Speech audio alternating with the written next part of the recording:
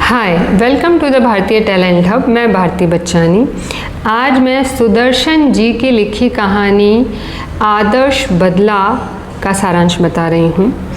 वैसे जब हम शब्द कहते हैं बदला, मतलब उसके साथ हिंसा जुड़ जाती है। तो आदर्श बदला जो नाम दिया गया है, आदर्श बदला मतलब जो हमारी हिंसा की भावना को ख़त्म करे, प्लस जीवन का जो सम्मान करना सिखाए, इस तरीके का बदला। तो इस कहानी के थ्रू उन्होंने ये बताया है। कहानी की शुरुआत उन्होंने की है प्रभात से, सुबह, कि किस तरीके से घना अंधेरा होता है और सूर्य की जो किरणें हैं वो फैलती जाती हैं और रोशनी फैलाकर उस अंधेरे को हटा देती हैं, और चारों तरफ जो है पक्षी चहचहाने लगते हैं और जो फूल हैं वो खिल रहे होते हैं। तो जो सुबह का जो माहौल होता है, जो वातावरण होता है, वहाँ से उन्होंने कहानी की शुरुआत की है कि इस तरीके का माहौल बना हुआ है, प्रभात हुई है और एक साधुओं की मंडली जो है, संतों की मंडली जो है, वो शहर के अंदर प्रवेश करती है। यहाँ पर आगरा शहर की बात की गई है और ये कहानी उस वक्त की है जब अकबर का शासनकाल था आगरा में। तो एक साधुओं की मंडली जो शहर में प्रवेश करती है, वो उनका ये मानना है कि जो मन है वो बहुत ज़्यादा चंचल होता है और वो इधर उधर भटकता रहता है और इस वजह से इंसान का विनाश होता है। इसलिए मन को हमेशा भक्ति में लगा देना चाहिए। तो वो सुमर सुमर भगवान को, इस तरीके से वो गाते हुए शहर के अंदर प्रवेश कर रहे हैं और वो अपने राग को गा रहे हैं। कोई ऊंचे स्वर में गा रहा है, कोई नीचे स्वर में गा रहा है, कोई मन में गुनगुना रहा है। उनको पड़ी नहीं है कि कोई देख रहा है, कोई कैसे सोचेगा कि हम सही नहीं गा रहे हैं, क्योंकि उन्हें सुरताल से कोई लेना देना नहीं है। वो भगवान के भजन को गा रहे हैं। थोड़ी देर बाद ये होता है कि कुछ सिपाही आते हैं राजा के, जो अकबर राजा था उस वक्त, वहाँ उसके सिपाही आते हैं और उनको हथकड़ियाँ लगा करके दरबार में ले जाते हैं। उस वक्त वहाँ पर अकबर के जो दरबार था उसमें तानसेन जो था वो राग विद्या में पारंगत था, और उन लोगों का एक नियम था कि कोई भी अगर आगरा शहर की सीमा के अंदर गा रहा है तो उसे तानसेन के साथ कंपटीशन करना पड़ेगा। अगर वो तानसेन के हिसाब से, मतलब उसकी बराबरी कर सकता है तो वो गा सकता है, और अगर वो नहीं गा सकता है तो उसे मृत्यु दंड दिया जाएगा। अब साधुओं को तो पता नहीं था, तो उन्हें जब ये पता चला कि ये नियम है तो वो डर गए बुरी तरह से। लेकिन ये गलती जो हुई थी उनसे भूल से हो गई थी, क्योंकि उनको तो पता ही नहीं था ना। लेकिन तानसेन को इस बात से कोई लेना देना नहीं था। उसने अपने सवाल पूछना शुरू कर दिए राग विद्या से जुड़े हुए। वो जवाब दे ही नहीं पाए, एक दूसरे को देखते रहे सब। तो फाइनली अकबर ने इशारा किया कि तानसेन के ऊपर ये बात डाल दी कि तुम्हें जो भी डिसीज़न लेना है तुम ले सकते हो, और तानसेन ने उन साधुओं को मृत्यु दंड दिया। उन सब में एक बच्चा भी था, 10 साल का बच्चा भी था। उसे क्षमा कर दिया गया क्योंकि वो इन सब में नहीं था। तो वो बच्चा जो था, उन्हें तो मृत्युदंड मिल गया साधुओं को। तो वो बच्चा रोता रोता वो जो शहर था उसके बाज़ारों से, उस गलियों से गुज़रता हुआ जंगल की तरफ गया, और उनकी जहाँ कुटिया थी, उन साधुओं की कुटिया, क्योंकि उनका ही एक बच्चा था, वो अपनी कुटिया में जाकर वो रोने लगा। रो रहा था। वो विलाप करने लगा कि बाबूजी आप तो चले गए, लेकिन अब मुझे कौन कहानियाँ कौन सुनाएगा, मुझे प्यार कौन करेगा, मेरा तो संसार ही उजड़ गया। तो वो कंटिन्यू रो रहा है। और आप तो कह रहे थे कि आगरा शहर बहुत अच्छा है, लेकिन कैसा शहर है ये? मैं पहला दिन आया हूँ और मेरे तो संसार ही ख़त्म हो गया, मेरे बाबूजी को मृत्युदंड दे दिया। वो बच्चा सुबह से जो मृत्युदंड का हुआ था, शाम तक वो कंटिन्यू सिर्फ रो ही रहा था, क्योंकि बात ही इतनी बड़ी हुई थी। तो शाम के वक्त कंटिन्यू उसका विलाप चल ही रहा था।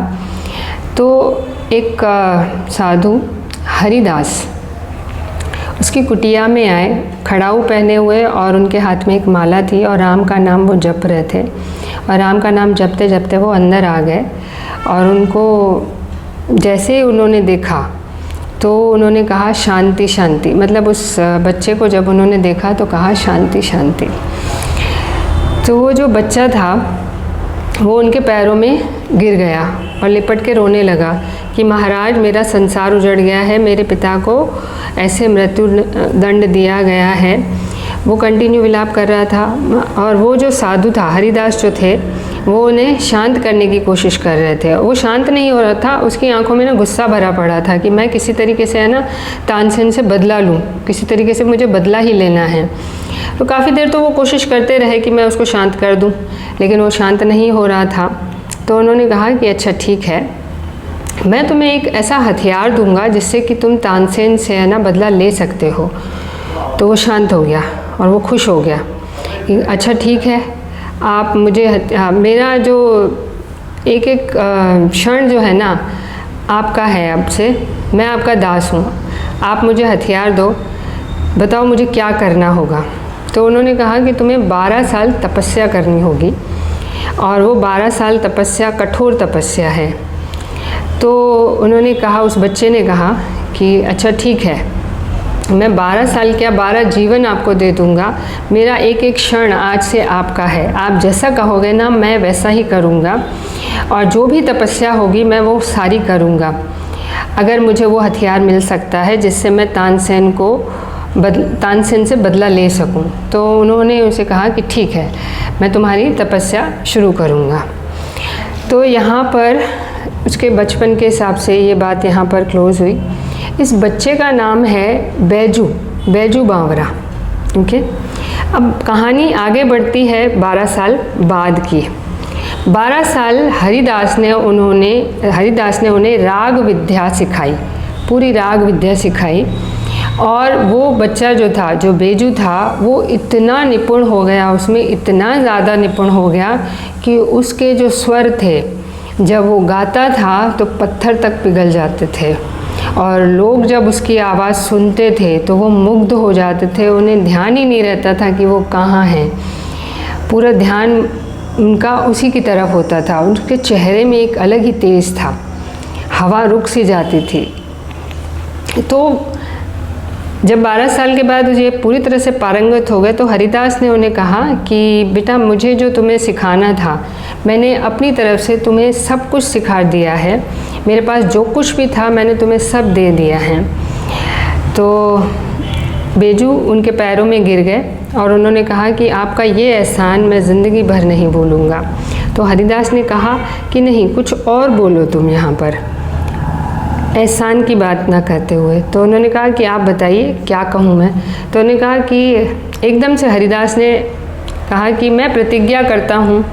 तो उन्होंने एकदम से कहा, बैजू ने एकदम से कहा, हरिदास ने कहा कि मैं प्रतिज्ञा करता हूँ, ऐसे बोलो। तो बैजू ने भी बिना कुछ सोचे कहा मैं प्रतिज्ञा करता हूँ। तो एक क्षण गंवाए उन हरिदास ने कहा कि मेरी ये राग विद्या जो है कभी भी किसी को हानि नहीं पहुँचाएगी। तो बिना सोचे समझे बैजू ने भी एकदम से जवाब दिया, मेरी ये राग विद्या किसी को कभी कोई हानि नहीं पहुंचाएगी। अब उनका खून जो है ना अंदर से सूख गया था, बैजू बावरा का अंदर से खून पूरा सूख गया था कि ये कैसी प्रतिज्ञा उन्होंने मुझसे ले ली है, क्योंकि जिस चीज़ के लिए उन्होंने ये राग विद्या सीखी थी, जिस बदले की भावना को रखकर उन्होंने ये राग विद्या सीखी थी, और उनके गुरु ने तो प्रतिज्ञा ले ली कि तुम किसी को हानि नहीं पहुंचा सकते। लेकिन उन्होंने गुरु को कोई जवाब नहीं दिया, क्योंकि वो गुरु को जवाब कोई बहस नहीं किया और उन्होंने उस प्रतिज्ञा को एक्सेप्ट कर लिया कि हाँ, मैं इस राग विद्या से किसी को हानि नहीं पहुंचाऊंगा। अब कहानी आगे कैसे बढ़ रही है कि वो आगरा शहर में गया और उसने गाना शुरू किया। जैसे जैसे उसने गाना शुरू किया तो जिन लोगों ने उसे देखा तो उनका ध्यान गया कि अरे शायद इसको पता ही नहीं है कि यहाँ का नियम क्या है, इस शहर का नियम क्या है, और हमें जाकर इसको बताना चाहिए कि अगर सिपाही इसको लेके गए तो इसको मृत्युदंड हो सकता है। और ये सोचकर काफ़ी लोग उसके पास गए, लेकिन जब उसको गाता हुआ देखा और उसके आवाज़ को सुना तो तो उनको ध्यान ही नहीं रहा, वो मन मुग्ध हो गए और उसके पीछे पीछे जाने लगे। वो चला जा रहा था, गाते गाते वो आगे बढ़ता जा रहा था, वो भी उसके पीछे पीछे जाना शुरू हो गए। और ये जो बात थी, जितनी भी जनता देख रही थी ना, सब उसके पीछे पीछे जाना शुरू हो गई। ये बात जो थी जंगल में आग की तरह पूरे शहर में फैल गई कि ऐसे कोई साधु आया है और ऐसे शहर में गा रहा है। ये बात सिपाहियों तक भी पहुंच गई। तो सिपाही जो थे, अकबर के जो सिपाही थे, वो उसे हथकड़ियाँ पहनाने के लिए आए।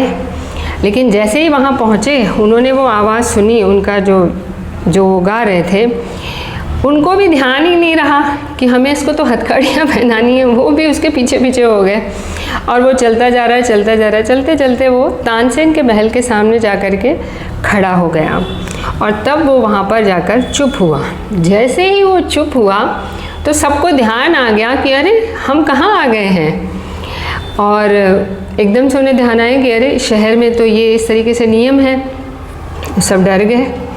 अब तानसेन निकल आया और उसने कहा कि भाई तुम ऐसे कैसे गा रहे हो, शायद तुम्हें नियम नहीं पता है शहर का।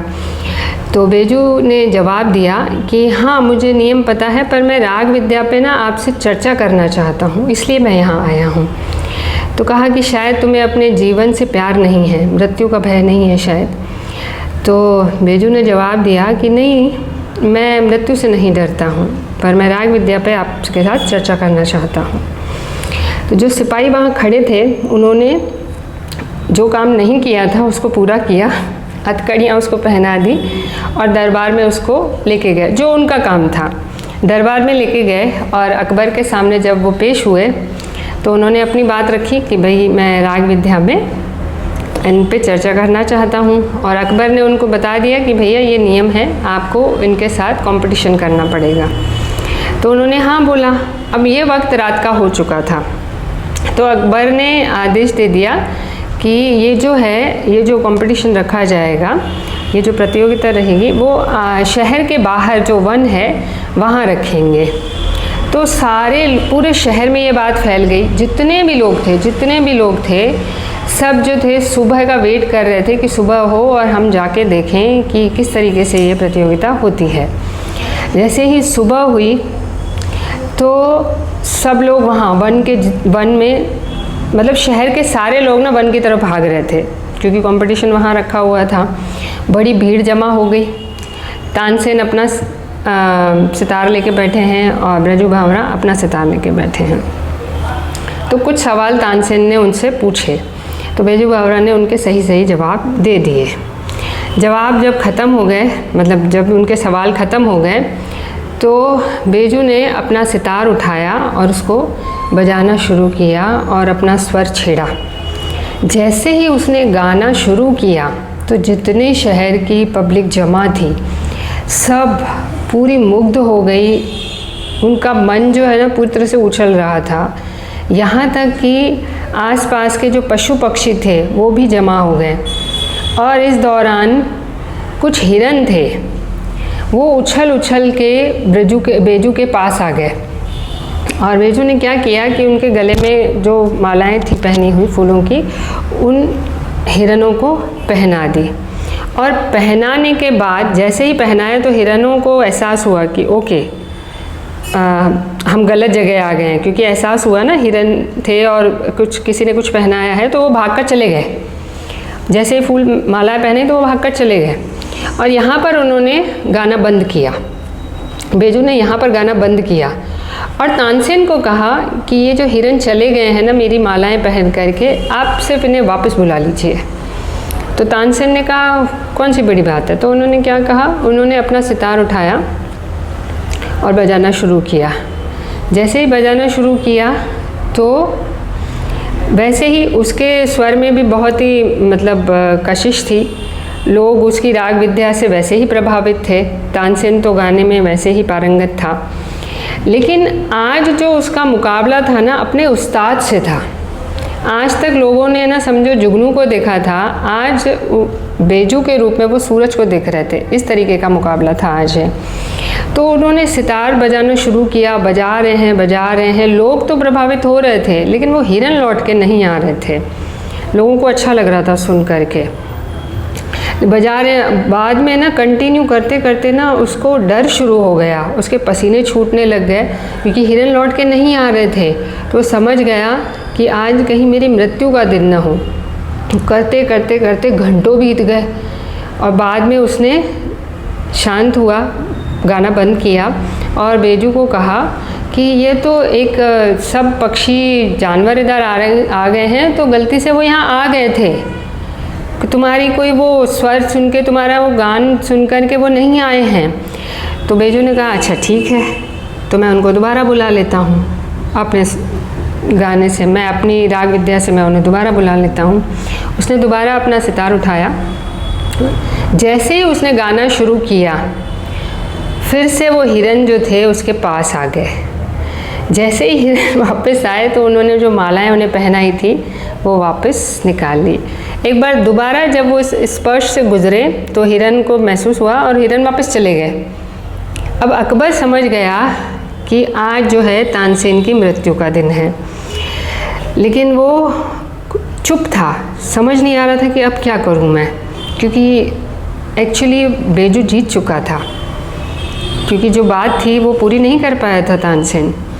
तो उसने सारे लोगों के सामने कहा कि बेजू अब तुम्हें जो भी करना है, इसका जीवन जो है वो तुम्हारे हाथ में है। तानसेन बुरी तरह से, उसकी हालत ख़राब हो गई, वो उसके पैरों में गिर गया और कहने लगा प्लीज़ मुझे मृत्युदंड मत देना, मुझे मृत्युदंड मत देना, मैं जीना चाहता हूँ और मैं मरना नहीं चाहता हूँ। बुरी तरह से उसके चरणों में बार बार ये कहता रहा। तो बेजू जो था उसने कहा कि मैं आपको मृत्युदंड दूंगा भी नहीं, मैं मृत्युदंड, मैंने आपको जीवन दान दिया, मैंने माफ़ किया आपको, लेकिन मेरी एक शर्त है। तो उन्होंने कहा कि क्या शर्त है? वो तो रो रहा था, विलाप कर रहा था। तो अकबर ने कहा बताओ क्या कंडीशन है, क्या शर्त है? तो उसने कहा कि ये जो नियम आपने लगा रखा है ना कि इस शहर में तानसेन के बराबर अगर कोई नहीं गा सकता है तो उसको मृत्यु दंड दिया जाएगा, ये नियम आपको हटाना पड़ेगा। तो अकबर ने बिना कुछ सोचे, एक क्षण गवाए कहा ये नियम अभी से इसी वक्त से हट गया, क्योंकि उसको तानसेन को मारना नहीं था इस वजह से। तो उस वक्त से वो दंड हटा दिया गया। तो इसने बेजू ने तानसेन को याद दिलाया कि आपको शायद याद नहीं है कि 12 साल पहले इसी शहर में आपने मृत्यु दंड दिया था मेरे पिता को, बाकी उनके साथ जो भी साधु थे उसको, उनके साथ एक बच्चा भी था। तो आज जो मैंने जीवन दान दिया, उस वक्त आपने मुझे वो जीवन दान दिया था, तो मैंने आज इसलिए आपको जीवन दान दिया क्योंकि उस वक्त आपने मुझे छोड़ दिया था। तो इस कहानी के माध्यम से जो लेखक हैं वो ये कहना चाह रहे हैं कि किसी भी कलाकार को अपनी कला पे इतना घमंड नहीं होना चाहिए, अपनी कला का हमेशा उसे सम्मान करना चाहिए। आई होप ये वीडियो आपको अच्छा लगा होगा और आगे भी आप मेरे साथ बने रहिए, क्योंकि मैं 10th, 12th और डिग्री कोर्सेज़ के जो भी चैप्टर्स हैं उनका सारांश बताती रहूँगी। Thank you so much.